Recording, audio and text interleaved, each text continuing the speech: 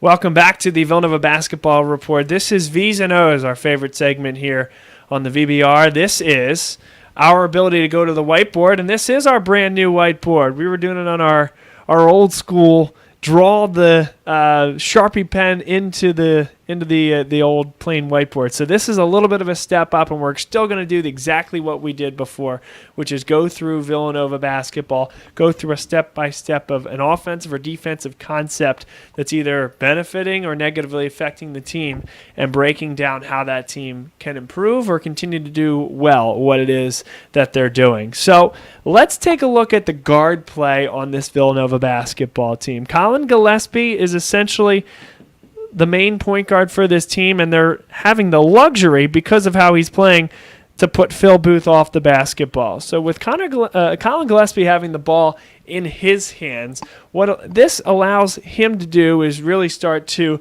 penetrate to the basket and space the floor. Gillespie's a guy that'll dribble the basketball, though, and kind of go underneath the basket at times. He won't drive to finish. He'll be a guy that'll drive around and then will sneak underneath and find a guy on the outside. That can be a Joe Cremo. That can be a Cole Swider, etc.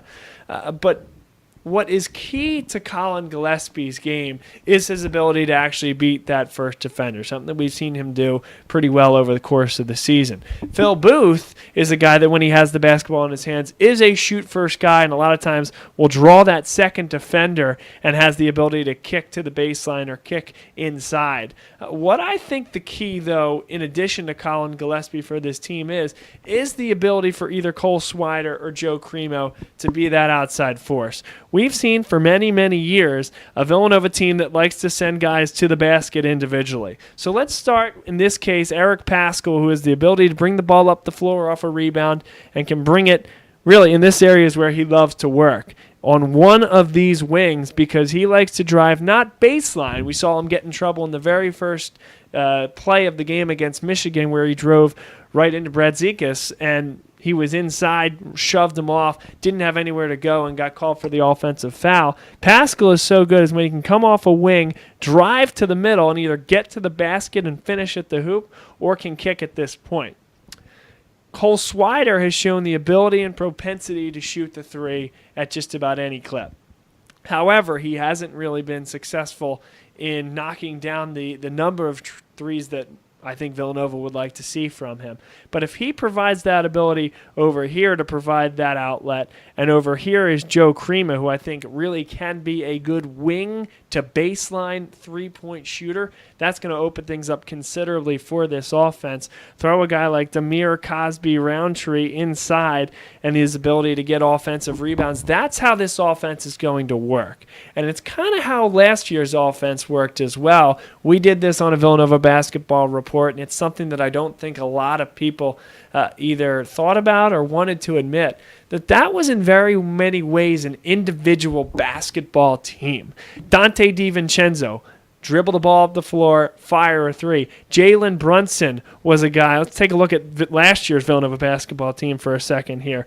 If Mikal Bridges was over here and Brunson brought the ball up, a lot of times he'd fake a handoff to Bridges, and they would essentially just switch places. Brunson would go over here, Bridges would go over here, and then Brunson would clear out the floor. You'd have Spellman, you'd have Gillespie if he was in the game. You'd have everybody on this side of the floor, and then Brunson goes one-on-one on his defender and was the best post-up guard in the country. So while that's still very team-based basketball, it wasn't necessarily assist-based basketball.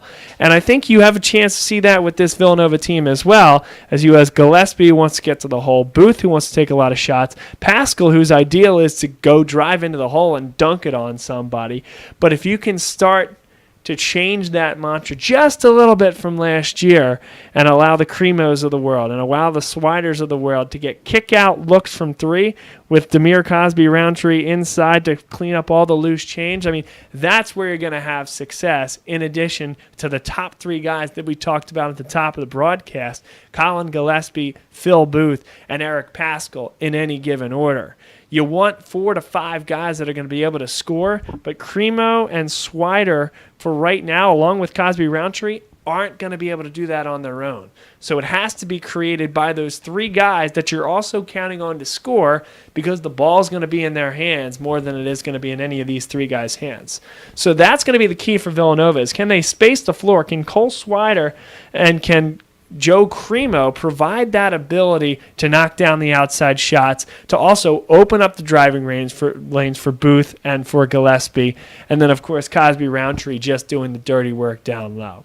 So that's the V's and O's breakdown here today of how different this Villanova basketball offense looks, but how they can be successful using some of the same principles that they did as last year's team, but with a different spin on it.